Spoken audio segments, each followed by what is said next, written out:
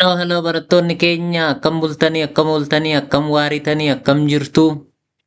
Our students all over the world. Good morning, good afternoon, good evening. I hope all of you are fine. Today we are going to talk about writing a paragraph. Har'akaa waa'ee keeyyata barreessut haasofna. Kaayyoowwan gooriin barnoota kana. So the specific objective for these lessons are to define what a paragraph is, to identify the types of sentences that are included in a paragraph, and to write a paragraph. Maalummaa keeyyataa himuu, gosoota himoota keeyyata keessatti argamanii addaan baasu, keeyyata barreessuuf yaaluu, keeyyata barreeffame immoo xiinxaluu kan jedhudha. So having these objectives, we're going to talk about what is a paragraph and how we can write a paragraph. Kanaafika keeyyata jechuun maal jechuudha? Keeyyata jechuun maal jechuudha? Keeyyanni akkamitti barreeffama? Keeyyata keessa gosa himaa maaltu jira? Gosa himaa meeqatu jira? So what is a paragraph and how can we write a paragraph and what type of sentence do we find in a paragraph? Keeyyata jechuun gurmaa'ina himoota seeraan tartiibeffamuun mata duree tokko irratti yaada ibsan jechuudha. So a paragraph is a group of logically organized and coherently written sentence. It's a group of sentence easily. Egaa gurmaa'uu jechuun to be grouped. So keeyyata jechuun maanni gurmaa'ina himoota. It's a group of sentence. Tartiibeffaman, seeran tartiibeffaman, since that's logically ordered. And they talk about mata duree tokko irratti yaada ibsan jechuudha. They talk about one topic, given topic. Of course, the topic may have a topic sentence, but if it's about the attractiveness of a woman, they talk about that. It means. Egaa waa'ee miidhagina dubartii tokko yoo ta'e, waa'uma miidhagina dubartii san haasa'u jechuudha. So those all sentences are talking about the attractiveness of a given person, alright? Keeyyata barreessuun ogummaa fi carraaqii barbaada. So writing a paragraph will not be easy. It needs an effort and you have to keep the steps. Choosing a topic, generating your idea, and list what comes to your mind, organize that, and then start writing. You know, focusing, having a focus point. That means hima ijoo dura baafanne, mata duree filanne, hima ijoo baafanne isarratti barreessuu barbaada jechuudha. Keeyyata keessa himoota gosa adda addaatu jiru. Isaanis hima ijoo, hima callaa, hima goolabaa jechuun ibsuu ni dandeenya. So what are the sentences that are found in a given paragraph? If we say we have topic sentence, we have supporting sentence, we have concluding sentence. So that's what are found in a given paragraph. Egaa keeyyata tokko keessa maaltu jira?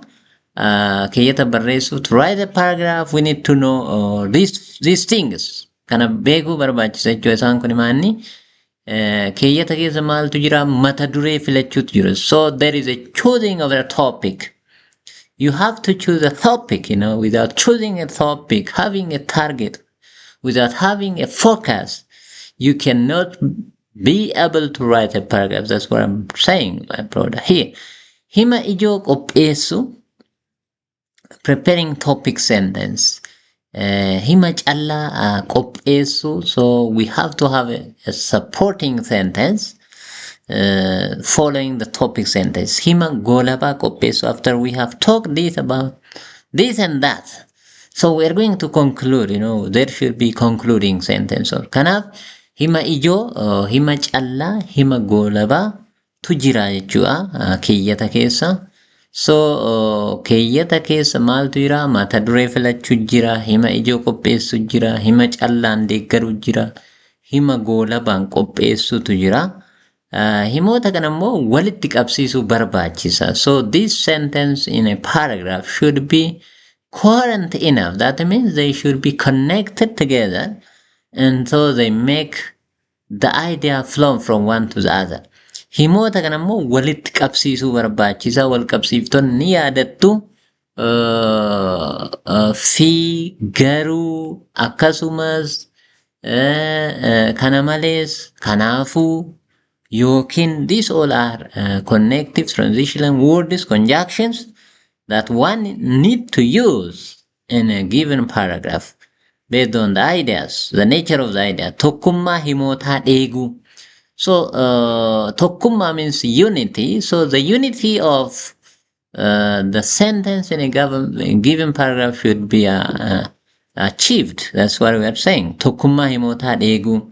Tartiiba yaadaa eeguu. So the logical from, whether from simple to complex or from example to general, it should be in that way. Tartiiba jechuun taraa jechuu, turn, to take turn, to keep the sentence in order, logical order. Egaa fakkeenya ilaalame. So we are going to look at sample here. Fakkeenya mata duree. So your topic can be internet, education, mobile, my mobile, my education, my internet service, you may say. Internetii jechuu dandeessa, barnoota jechuu dandeessa, mobaayila koo jechuu dandeessa, barnoota koo jechuu dandeessa, internetii, faayidaa internetii jechuu dandeessa. So these are general topic anyway. So when we come to narrow it, yoo dhiphisaa deemnu maal ta'a?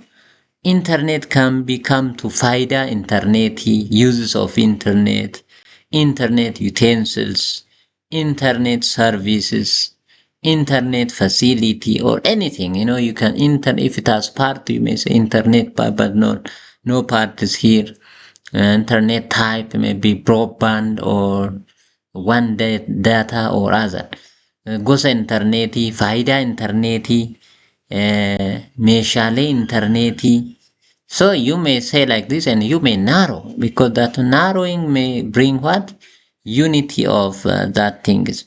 Dhiibbaa internet, faayidaa barnootaa, gosa barnootaa, barnoota fagoo, barnoota idilee, alright, barnoota al-idilee.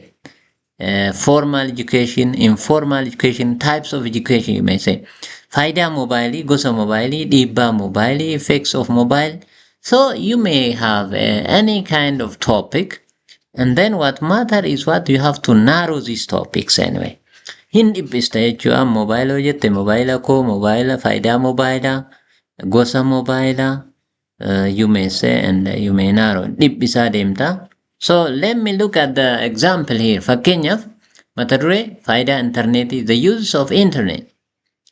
May yaada haa burqisiifnu. So let's generate ideas now. For example, what would be the uses of internet? May yaada haa burqisiifnu. Faayidaa internetii maal ta'uu danda'a? Faayidaan internetii barnoota wal qabate. For example, kitaaba argachuuf, to get books online. You may use internet. Video barnootaa ilaaluuf, to watch video. Or yaalii barnootaa hubachuuf, to see experiments that's going on related to education. Online toora internetiraan barachuuf, to learn online. So to learn online, you may use also internet. So you may generate any idea that goes with your topic. All right, that's the way we are going to write. Then after you generate it, so now you are going to focus your topic to a given direction. So that is what egaa xiyyeeffannoo gara tokkotti kennitaa. Gara kun maani hima ijoo filachuu. Choose a topic sentence from what you have written. So you may design a topic sentence yookiin immoo hima ijoo barreeffattaa yookiin sirreeffattaa. Innis maal ta'a? For example, your topic sentence may look the following, but some may not be right. For example, hima internetiin barnoota online fayyada. Internet may use for online education. You may say internetiin kitaaba argachuuf fayyada. So these are single ideas, so they will not be a topic sentence. That's why I make X on it. Kanaaf internetiin video barachuuf gargaara. So these are specific ones. Then how it should be written, the topic sentence should seem a bit general like this. Internetiin haala barnootaa jijjiiruuf waan hedduu raawwataa jira.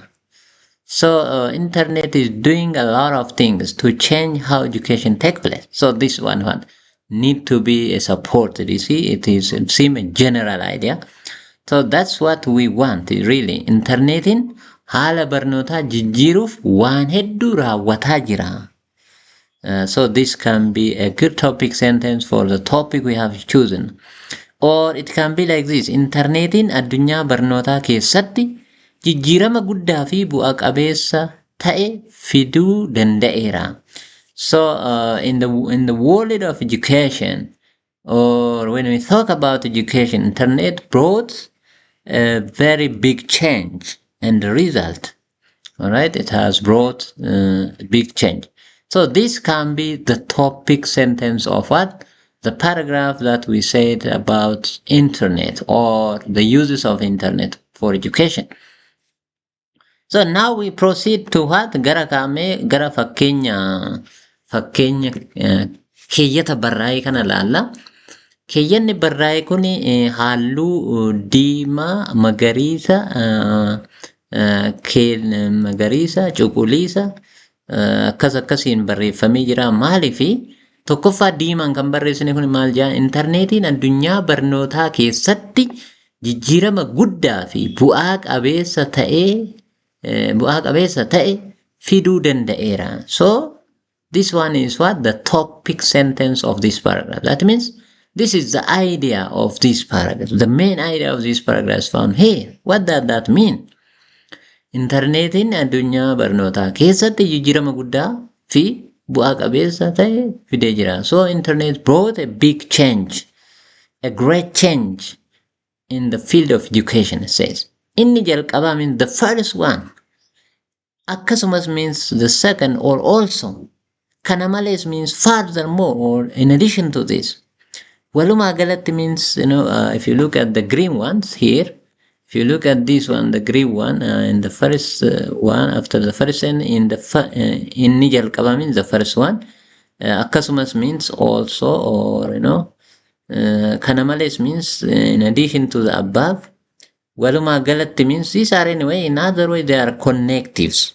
They are connecting the sentences, the ideas in this paragraph together. Kanaaf inni jalqabaa akkasumas kana malees walumaa galatti in general it says, and it's concluding. So as you can see, we have around we have more than 10 sentences here. So the first with the red one is the topic sentence. The others in the blue and in the orange and in the black, they are supporting sentence. And the last sentence is concluding sentence. Walumaa galatti internetiin meeshaa barnootaa isa qaraa fi madda beekumsaa addunyaa keenyati. I think there. Yeah.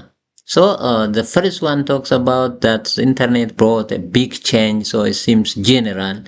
And then there are supporting sentences written by blue, orange, and the black. There are many sentences here. So they are discussing about how internet used for the advancement of education. Kanaaf internetiin addunyaa barnootaa keessatti jijjiirama guddaa fi bu'a qabeessa ta'e fiduu danda'eera. Inni jalqabaa barnoonni barattoonni mana jireenyaa isaanii osoo hin gadhiisin kitaaba fi barullee adda addaa akka salphaatti dubbisuuf ni gargaara. So it helps educators, students to get to what? Articles, books easily, sitting at their home. So this is what it says. So this is how it advanced. We can search and get what is published in America, without going to a library even, by simply surfing.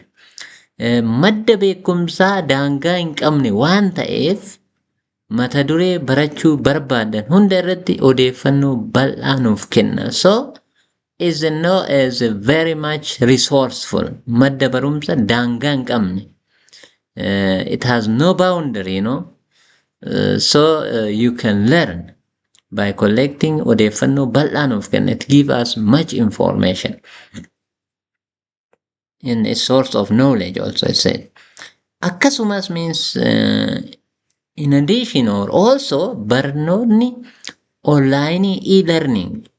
Barattoonni addunyaa guutuu jiran walitti hidhuun akka walirraa baratan taasiseera. So it connects students all over the world and it helps them to learn from each other.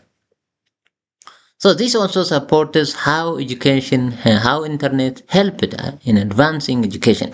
Viidiyoowwan barnootaa YouTube fi marsariitiiwwan biroo irratti argaman dhimmoota walxaxaa haala salphaan ibsu. So what you find in videos on YouTube or on website helps learners to easily, understand very complex. Walxaxaa means complex issues in easy way. So this is also supported.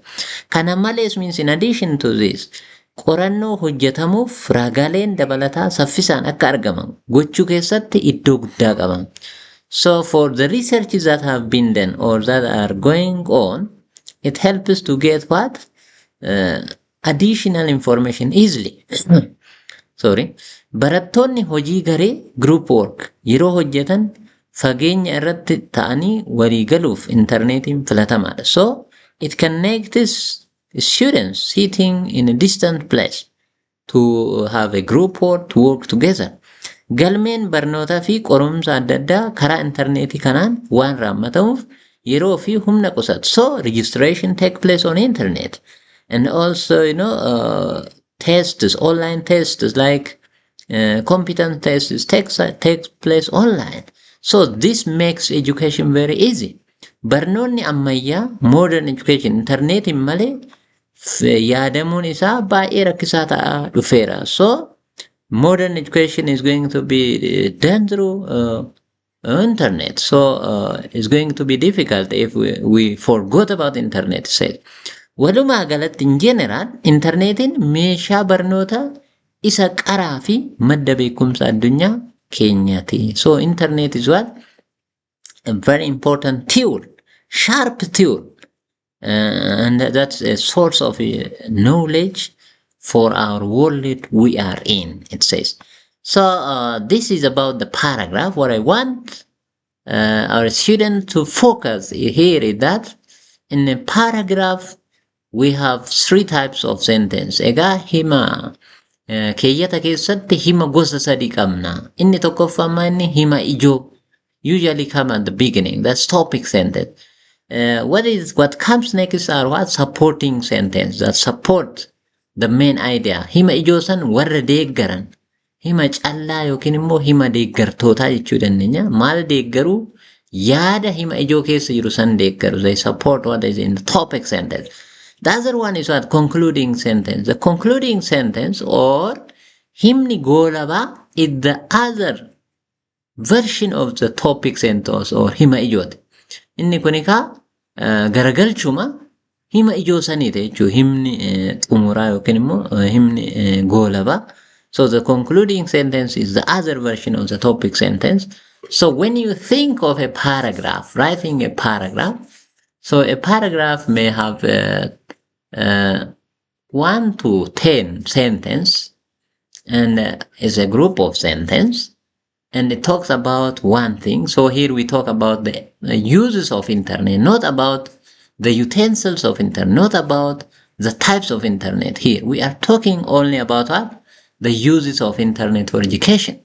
Kanaaf asirratti mata dureen keenya internetii ta'ullee, even though our topic is about internet, we are not talking about everything of internet. We are only talk about what? The uses of internet. Faayidaa internetii qofa haasofne asirratti kanarratti maal jenne hima ijoo keenya sanaan booda hima deeggartoota keenya hin goolofne jechuudha. So this paragraph is a bit unorganized have unity and akkana ta'uu qaba jechuudha. Kanaaf keeyyan nuti barreessinu kan wal qabate yookiin immoo kan tokkummaa qabuu fi kan tartiiba isaa eeggate hima ijoon jalqabee deeggaraa qabaatee fakkeenya kennee sanaan booda kan goolabu ta'uu qaba jechuudha. This is all about a paragraph, and if you have question or comments, yaada yoo qabaattan commentii jalatti barreessuu gaafachuu dandeessu. Guddaa galatoomaa. Egaa subscribe gochuun immoo maamila keenya ta'uudhaan afaan Oromoo baruuf barsiisuu akka deeggartan isin gaafanna. Galatoomaa.